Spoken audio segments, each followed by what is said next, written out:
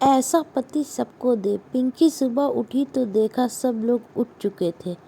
پنکی کی ساس نے کہا، بہو جلدی اٹھا کرو، شادی کو 1 مہینہ ہو چکا، اب ساری رسمیں ختم ہو گئی ہیں۔ اب گرہستی سنبھالنے کی باری اور کچن کی باری ہے۔ پنکی نے اپنے مائکے میں زیادہ کچھ کام کیا بھی نہیں تھا، اس لیے وہ رسوئی گھر کا کام بھی اچھے سے نہیں جانتی تھی۔ اس بات کا اس کی ساس کو بھی پتہ تھا، کیونکہ لڑکی دیکھنے کے وقت پنکی کے مائکے والوں نے اس سے کچھ چھپایا نہیں تھا۔ اس بات سے اس کے سسرال والے بھی خوش تھے کہ کم سے کم انہیں جھوٹ تو نہیں بولا۔ اپنے بیٹے کے لیے پنکی پسند آنے کی وجہ سے ساس نے بھی اس کا ساتھ دیتے ہوئے کہا کہ چنتا مت کرو، جو تم اپنی ماں سے نہیں سیکھ پائی وہ میں تمہیں سکھاؤں گی۔ ماں نے اپنی کہی ہوئی بات پر عمل کرنا شروع کر دیا تھا۔ چائے، دال اور آملیٹ بنانا تو وہ پہلے ہی پنکی کو سکھا چکی تھی۔ آج کوئی مسالے دار سبزی بنانا سکھا رہی تھی۔ ساس نے پنکی کو لال مرچ سل بٹے پر کوٹنے کو دی، کیونکہ وہ خود بھی کئی سالوں سے اس طرح پیستی تھی۔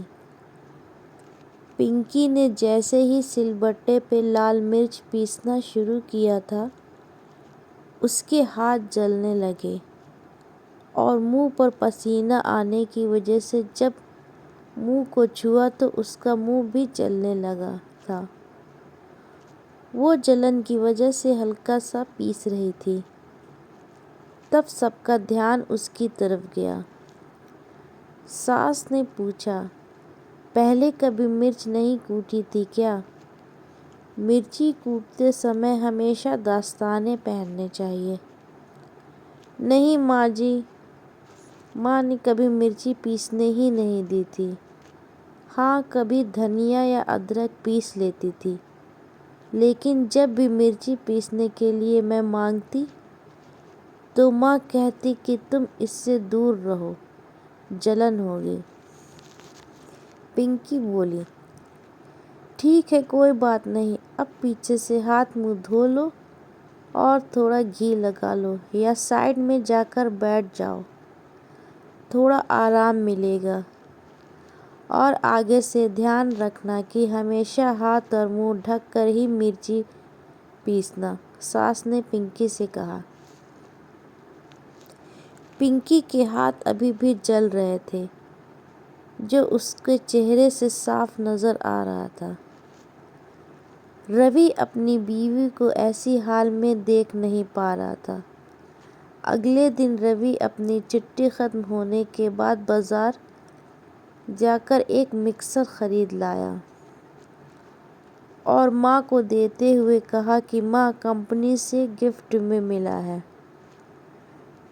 چلو اچھا ہی ہوا، اب اس کے کارن ایک تمہارا ہاتھ بھی نہیں جلے گا۔ روی ترچھی نظر سے اپنی پتنی کو دیکھ رہا تھا۔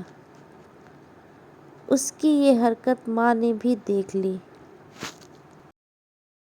ماں بولی، اچھا جی، اب سمجھ میں آیا، بیوی کو ایک بار ہاتھ میں کیا جلن ہو گئی، نیا مکسر آ گیا اور میں اتنے سالوں سے نہیں بتاتی تھی تو کیا میرے ہاتھ نہیں جلتے تھے؟ یا بھگوان، یہ تو اچھی بات ہے نا، مکسر نیا گھر میں آیا ہے تو صرف تمہاری بہو تھوڑے ہی استعمال کرے گی، اس کا فائدہ تو تجھے بھی ہوگا نا۔ پتا جی نے بات کو سنبھالنے کے لیے بیچ میں ہی اپنی بیوی کو چھیڑتے ہوئے کہا، اس لیے کہتے ہیں ماں، اپنی تکلیف بتایا کرو۔ ایسا ہی سوچو کہ اگر پنکی نے اپنی جلن چھپا کر رکھی ہوتی یا کسی کو پتہ نہیں چلنے دیا ہوتا تو کیا آج اس گھر میں مکسر آ پاتا؟ جیسے ہی مجھے سمسیا کا پتہ چلا میں نے اس کا سلوشن نکال دیا۔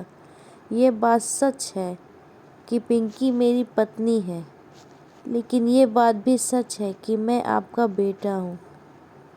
یا پنکی سے بھی پہلے آپ ہی میرے لیے ضروری ہیں۔ اگر آپ نے مجھے پہلے ہی بتا دیا ہوتا تو میں نے تب بھی اسی طرح اس سمسیا کا سمادھان کیا ہوتا۔ آپ نے اس بیٹے کو کبھی بھی آزما کر دیکھ لینا، آپ کے لیے یہ بیٹا اپنی جان بھی دے دے گا، روی نے ماں سے کہا۔ ماں اپنے بیٹوں سے اتنے پیاری پیاری بات سن کر خوش ہو گئی اور گلے سے لگا لیا اور بولی، جیتے رہو میرے بیٹے۔